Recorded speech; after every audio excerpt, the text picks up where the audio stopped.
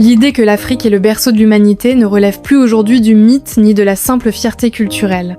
Elle est confirmée par des décennies de recherches scientifiques, par les fossiles découverts dans la vallée du Rift, par les analyses génétiques qui retracent les migrations originelles de l'Homo sapiens.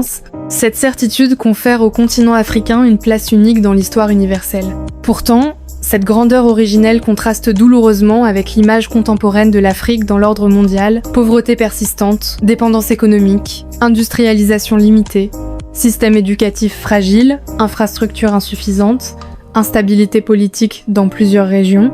C'est ce contraste que le président burkinabé Ibrahim Traoré a résumé dans une formule devenue virale. Si l'Afrique est le berceau de l'humanité, pourquoi est-elle aujourd'hui à la traîne ?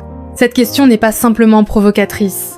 Elle agit comme un miroir tendu à tout un continent, une interpellation directe qui dépasse les frontières du Burkina Faso. Elle touche à l'identité, à l'orgueil collectif, mais aussi à la responsabilité historique. Car reconnaître son passé glorieux n'a de sens que si l'on s'interroge honnêtement sur son présent et sur son avenir.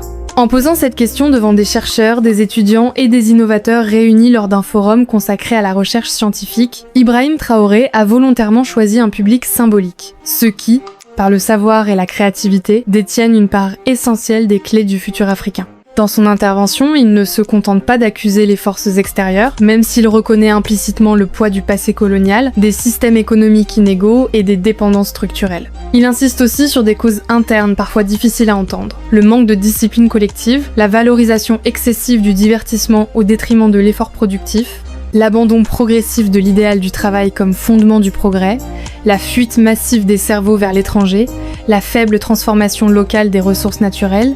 Pour lui, l'Afrique ne manque ni d'intelligence ni de talent, mais elle manque souvent de confiance en elle-même et de vision stratégique à long terme. Cette autocritique tranche avec un discours victimaire répandu dans certains cercles politiques. Traoré ne nie pas les injustices subies par l'Afrique, mais il refuse qu'elles servent d'excuse éternelle à l'inaction. Selon lui, la dignité d'un peuple se mesure aussi à sa capacité à prendre son destin en main, à transformer les contraintes en levier, à refuser la résignation. L'Afrique, rappelle-t-il implicitement, n'est pas condamnée par la nature ou par l'histoire à rester en périphérie du monde moderne. L'un des piliers centraux de son message concerne la recherche scientifique. Dans de nombreux pays africains, les laboratoires manquent d'équipements, les chercheurs sont mal rémunérés, les budgets dédiés à l'innovation sont faibles. Pourtant, sans science, aucune nation ne peut prétendre à une véritable souveraineté. La technologie détermine aujourd'hui la puissance économique, militaire, agricole et sanitaire. Celui qui ne maîtrise pas la production du savoir dépend toujours de celui qui le détient.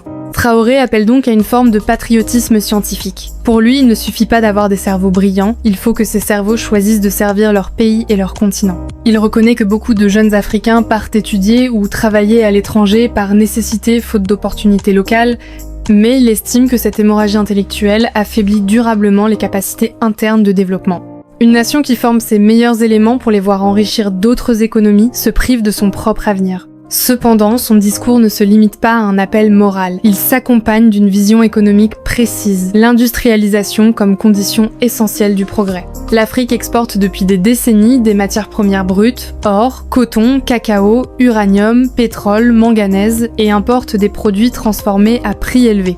Ce modèle maintient les pays africains dans une position subalterne, dépendante des fluctuations des marchés mondiaux et des décisions prises ailleurs. Changer cette logique implique de bâtir des usines, de former des ingénieurs, de soutenir les inventeurs locaux, de protéger certaines industries naissantes, d'investir dans l'énergie, dans les transports, dans la formation technique. Ce chantier est immense, coûteux, semé d'obstacles politiques et financiers, mais il constitue, selon Traoré, le seul chemin réaliste vers une prospérité durable. Il insiste aussi sur le rôle de la jeunesse. L'Afrique est le continent le plus jeune du monde.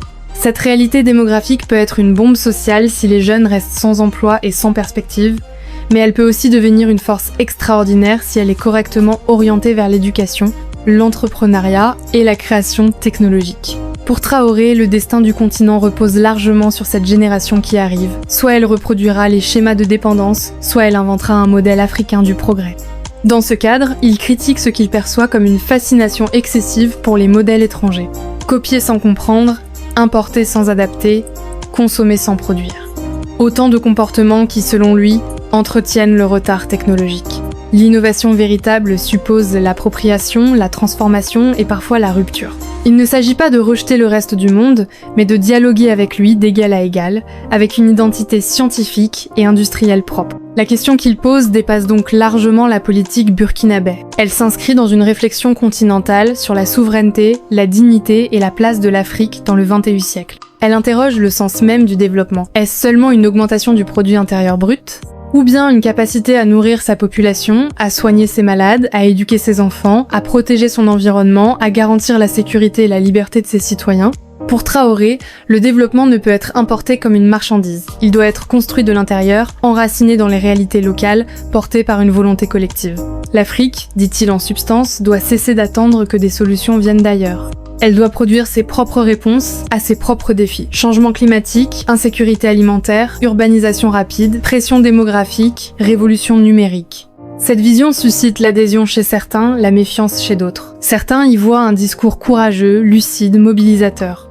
D'autres craignent qu'il ne sous-estime la complexité des rapports économiques internationaux ou qu'il fasse peser sur les populations une responsabilité excessive pour des problèmes en grande partie structurels.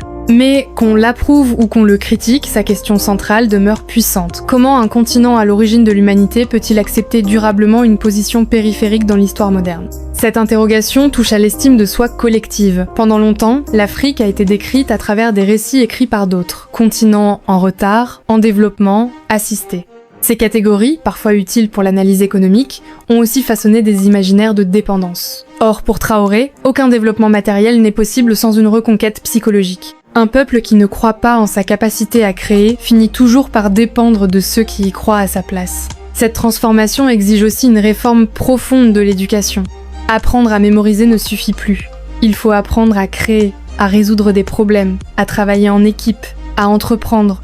Une éducation tournée vers l'innovation plutôt que vers la simple reproduction des connaissances est indispensable pour sortir durablement du statut de consommateur de technologies étrangères.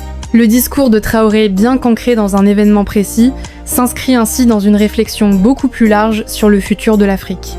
Il n'offre pas de solution miracle, mais il propose un changement de posture, passer de la plainte à l'action, de la dépendance à la production, de la résignation à l'ambition.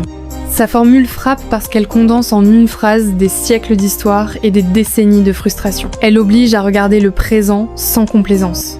Elle dérange parce qu'elle renvoie chacun à sa part de responsabilité. Dirigeants, intellectuels, entrepreneurs, travailleurs, étudiants, citoyens ordinaires. Pourquoi l'Afrique est-elle à la traîne ? Peu, être parce que trop souvent ses richesses profitent à d'autres. Peu, être parce que ses élites ont parfois privilégié leurs intérêts personnels.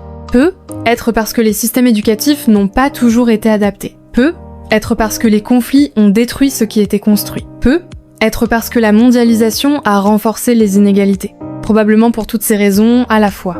Mais la question la plus importante n'est peu, être pas celle du passé, mais celle de l'avenir. L'Afrique continuera-t-elle à accepter ce retard comme une normalité, ou décidera-t-elle d'en faire un épisode transitoire de son histoire ?